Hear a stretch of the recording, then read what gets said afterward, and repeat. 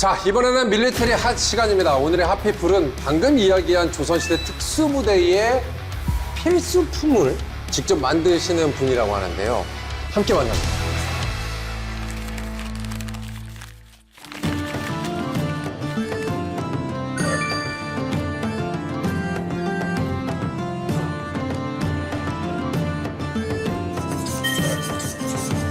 사라져가는 대한민국의 전통 화살에게 맥을 잇고 있는 궁시장 유세현입니다.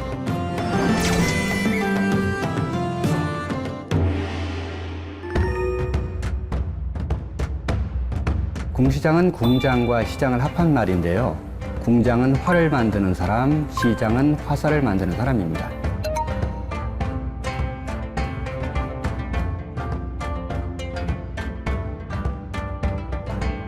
저희 이제 그 증조 할아버지,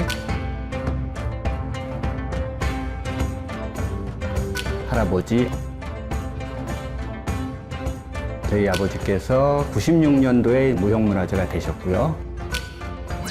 2022년 10월 달에 국가 무형문화재 기능 부여자가 됐습니다.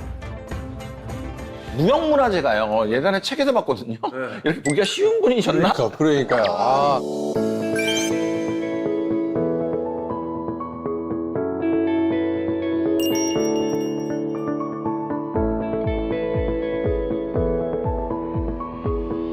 답하기가 되게 힘든데요.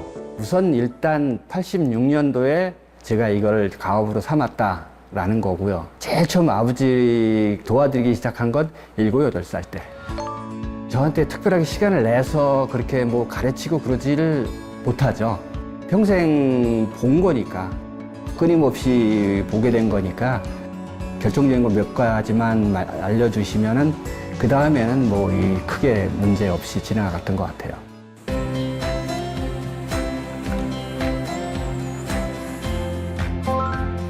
여기는 영집공시박물관입니다. 그러니까 활과 화살을 전문으로 하는 박물관이고요.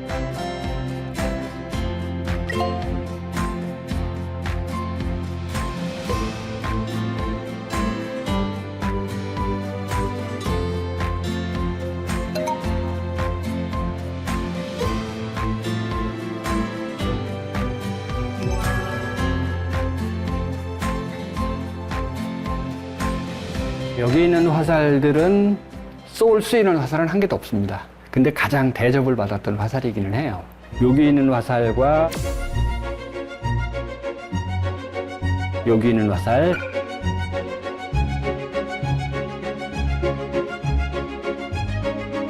깃발 안에 믿을 신자가 써져 있는 거는 신전, 임금의 명령을 전달하는 화살입니다. 임금의 앞자리에 양옆에 신전선전관이라고 이 명령을 전달하는 전문으로 하는 관료들이 있었던 거고, 그 관료들이 임금 명령이 내리면 이 화살을 가지고 와서 임금의 명령이요라고 하는 거죠.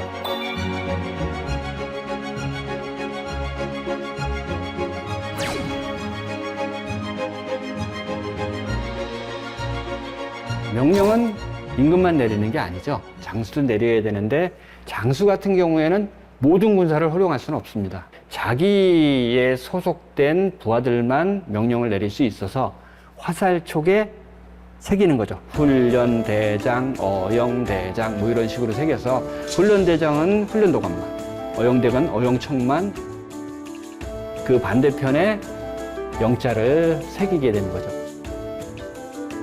이런 방법으로 그 군사를 통솔을 했던 것입니다. 여기 그림에 신윤복에 그린 계변가화라는 그림입니다. 굉장히 큰 활을 들고 있잖아요.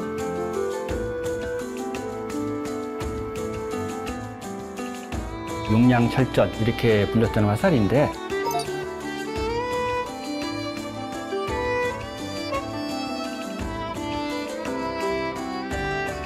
화살촉의 무게만 6냥이다라는 거예요.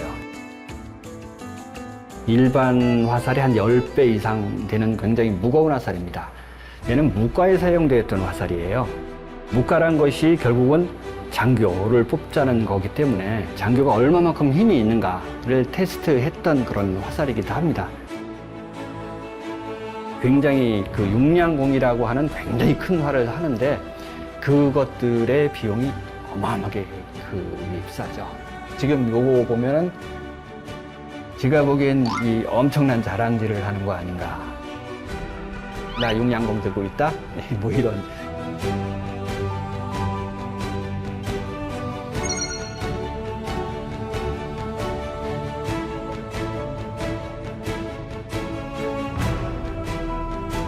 쏘면 소리가 나는 화살.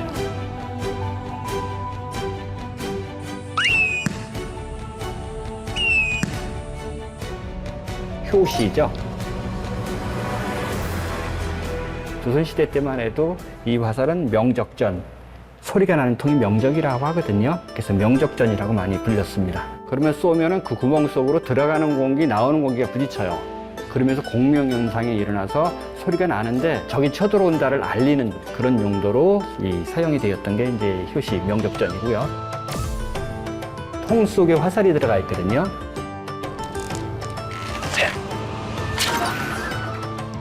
편전. 우리나라 화살 중에서 딱 한 가지만 고르세요라고 한다면 이 편전을 고르게 될 거예요. 이 편전이라는 것 자체가 원래 조선의 비밀병기. 화살이 굉장히 작아요. 사거리가 멀고 피하기가 어렵고 적이 주워도 되돌려 쏠 수가 없고 그리고 날아가는 속도가 워낙 빠르기 때문에 관통력이 뛰어납니다. 여러 가지 장점들이 있어서 적들이 알면 안 된다. 그래서 조선 초기부터 말기까지 적들이 있는 곳에선 쏘지도 말고 혹시 만들어주더라도 겉모양만 이쁘게 줘라. 비밀을 여겼던 거예요. 그래서 조선의 비밀병기 애기살이란 말이 거기서 나온 것입니다.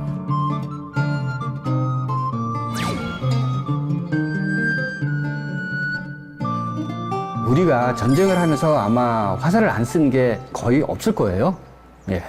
그러니까 우리가 그토록 활 쏘기에 연연할 수밖에 없었던 게 아마 우리 역사에서 보면은 중국에서 굉장히 많은 일침이 있잖아요. 엄청나게 많은 숫자들이 밀고 내려왔을 때 우리가 그들을 상대할 수 있는 가장 효율적인 수단이 활쏘기였을 것이다. 두 사람과 한 사람이 싸움에서 한 사람이 두 사람을 이기는 건 굉장히 힘들거든요. 칼을 쓴다거나 창을 쓴다거나 그러면.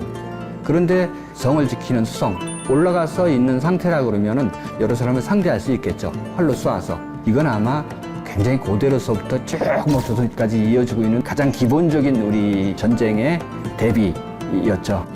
그러다 보니까 활과 화살이 그만큼 우리에겐 중요했던 거 아닌가. 화살의 제작은 활의 제작과 완전 분리되어 있고 그 제작 과정 또한 독특한 공예 기술로서 자리하고 있다.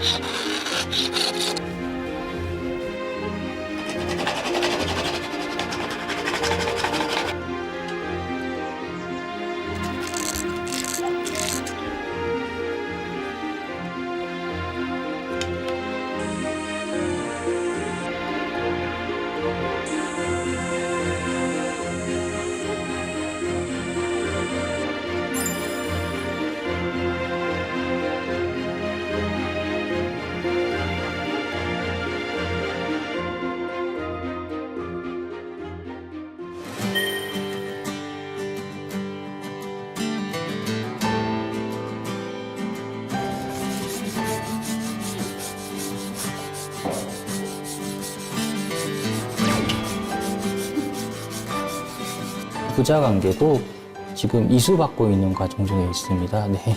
옛날부터 보긴 봤는데 이제 본격적으로 전수라던가 공구를 사용하고 이런 거는 한 2, 3년 이렇게밖에 짧게밖에 안 되고 있습니다.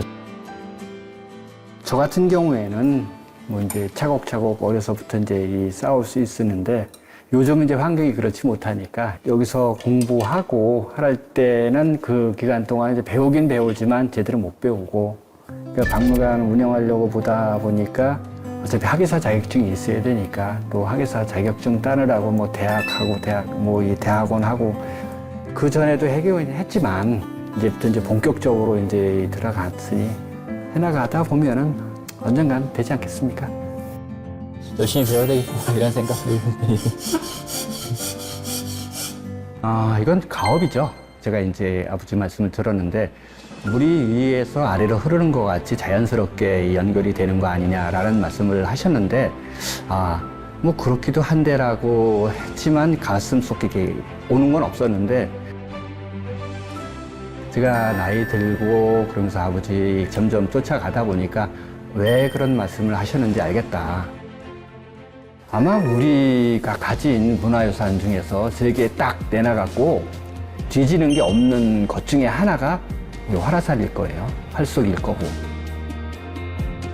저는 제가 맡은 일들이 그 화살을 만드는 건 만드는 건데, 다양한 화살을 만들어서 우리 활쏘기가 좀 다양해지는 거에 조금이라도 보탬이 되라. 지금 복원되지 않은 이 다른 여러 가지 화살들을 계속해서 복원을 시도하고, 그것이 어떤 화살인지를 파악을 하고, 그것을 어떻게 우리 활쏘기에 접목을 시킬 거라를 그걸 또 뭐 이 생각을 하고, 뭐 이런 것이 제가 앞으로 가야 될 길이라고 생각을 합니다.